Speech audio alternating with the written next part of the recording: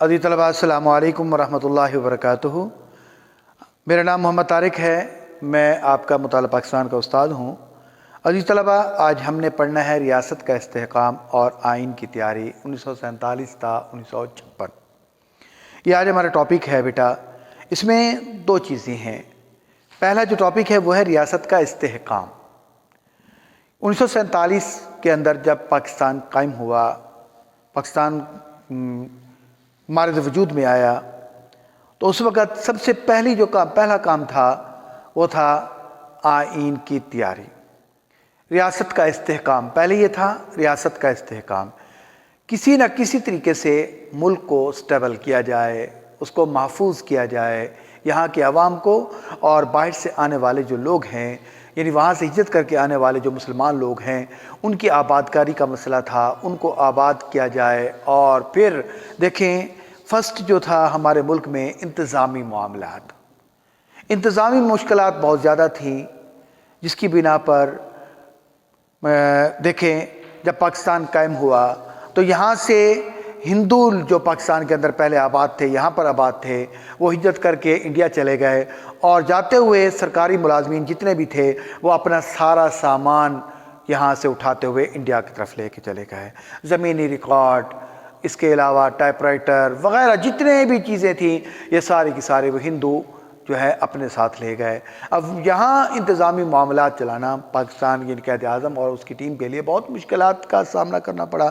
تو انتظامی مشکلات تھے، جس کی بنا پر اور لکھا ہے کتابوں کے اندر، تاریخ کے اندر یہ بات لکھی گئی ہے کہ بعض دفاتر نے کھلے آسمان کے نیچے کام کرنا شروع کیا۔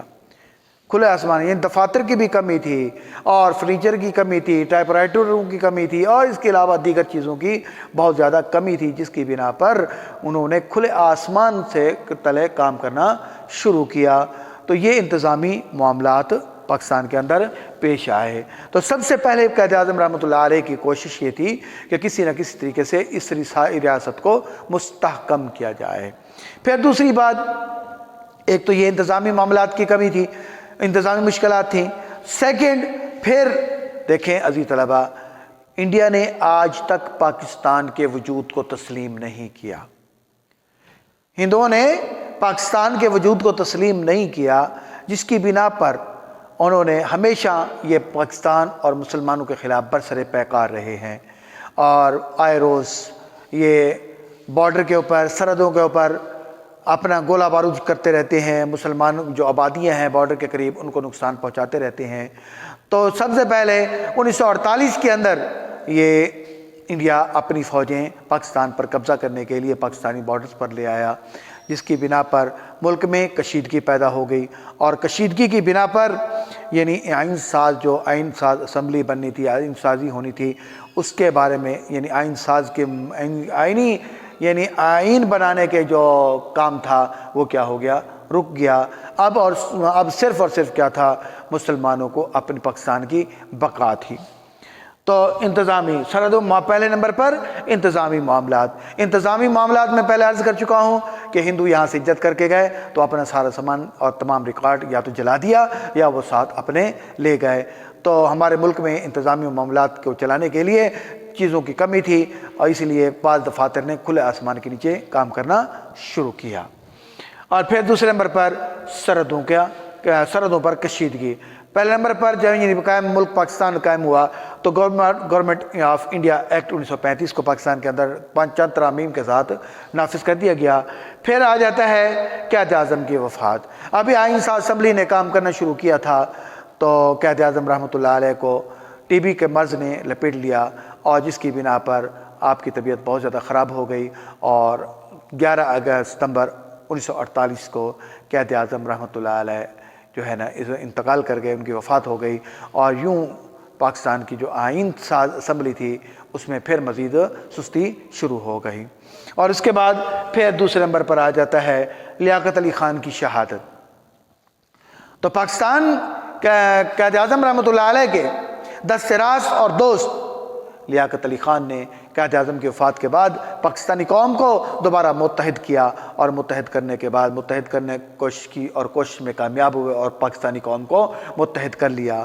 اور انہوں نے سرحد پر کشیدگی کو ختم کرنے کے لیے اور ملک کے انتظامی نظام کو چلوانے کے لیے انڈیا کے دورے کیے، اور نہرو کے ساتھ انہوں نے ایک معاہدہ کیا، یعنی جنگ بندی کا معاہدہ کیا کہ پاکستان اور انڈیا کبھی دوبارہ جنگ نہیں کرے، معاہدہ کیا۔ اور وہاں سے پھر انتظامی جو ریکارڈ یہاں سے ہندو لے کے گئے تھے ان کی واپسی، اور پاکستان کے حصے میں آنے والے جو اثاثہ جات تھے ان کے بارے میں بات چیت کی، اور وہ کافی حد تک کامیاب بھی ہو، اس بات کے اندر کامیاب ہو گئے۔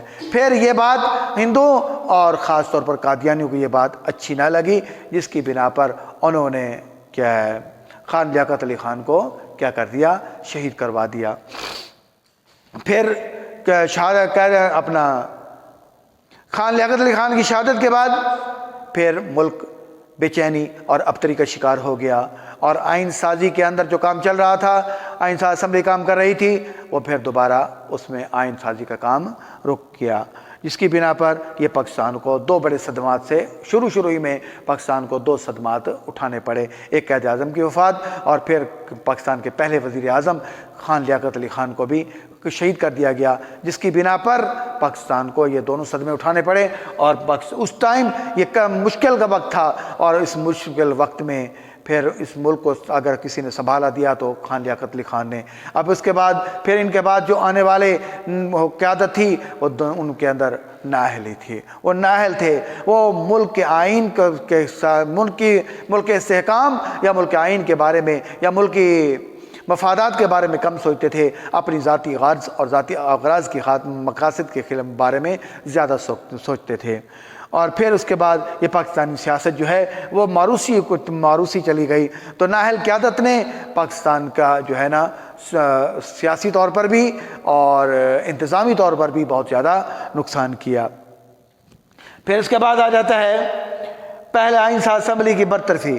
جو پہلی آئین ساز اسمبلی جو قائد اعظم رحمۃ اللہ علیہ نے قائم کی تھی، اس کو 24 اکتوبر 1954 میں کیا کر دیا گیا، برطرف کر دیا گیا، اور جس کی بنا پر یہ آئین جو ہے سازی کا عمل رکاوٹ کے اندر رکاوٹ پیدا ہو گئی۔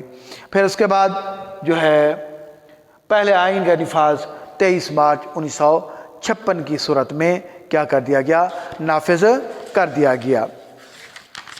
اچھا، اس کے بعد بیٹا دیکھتے ہیں ہم کہ آئین ساز اسمبلی جو ہے دستور ساز اسمبلی کی راہ میں ہر رکاوٹوں میں ایک رکاوٹ یہ بھی تھی کہ ملک کا مغربی حصہ 4 صوبوں اور مشرقی حصہ 1 صوبے پر مشتمل تھا۔ یہ سب سے بڑی رکاوٹ تھی، کیونکہ 4 صوبوں کے لیے الگ آئین اور 1 صوبے کے لیے الگ آئین، یہ رکاوٹ بنتی آ رہی تھی۔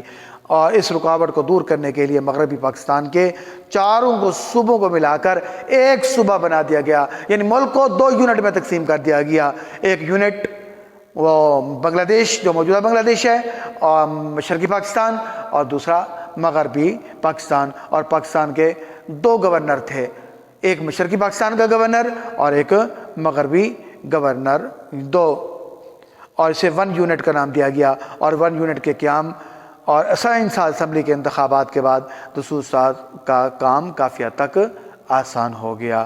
تو عزیز طلبہ، یہ آج ہم نے اس کو پڑھا، آئین ساز پاکستان کی ریاست کا استحکام اور آئین ساز اسمبلی کے تیاری کے اندر 1947 سے لے کر 1956 تک جتنے بھی مراحل پیش ہوئے، مراحل آئے، تو اس کو جو ہے نا آج ہم نے پڑھا ہے۔ دوبارہ اس کو ریڈ کر لیتے ہیں، دیکھ لیتے ہیں بیٹا۔ پاکستان کو آغازی میں آئین سازی کی مشکلات سے دوچار ہونا پڑا۔ کیا میں پاکستان کے وقت حکومتی امور کو چلانے کے لیے کوئی آئین موجود نہ تھا، لہذا گورنمنٹ آف انڈیا ایکٹ 1935 کو ہی بعد ترامیم کے ساتھ اپنایا گیا۔ چونکہ یہ آئین نئی مملکت کے تقاضوں کے امنگوں کے مطابق نہ تھا، اس لیے اس کی جگہ قومی احساسات سے ہم کا یعنی قوموں کے امنگوں کا ترجمانی کرنے والا ایسا آئین بنایا جائے جو تمام قوموں کے، تمام پاکستانی قوم کے امنگوں کی ترجمانی کر سکے، اور جس کے تحت ایک وفاقی نظام رائج کیا گیا۔ 10 اگست 1947 کو عبوری آئین کے تحت آئین ساز اسمبلی کا اجلاس بلایا گیا۔ یہ آئین ساز اسمبلی آئین سازی کے علاوہ مرکزی پارلیمنٹ کا کردار بھی ادا کر رہی تھی۔ تو عزیز یہ تھا آج کا ہمارا لیکچر جو آج ہم نے پڑھا. اگر کوئی بات سمجھ نہ آئی ہو تو آپ مجھے کال کر سکتے ہیں، واٹس ایپ کر سکتے ہیں، میسج کر سکتے ہیں، تاکہ میں آپ کی بہتر رہنمائی کر سکوں. السلام علیکم ورحمۃ اللہ وبرکاتہ.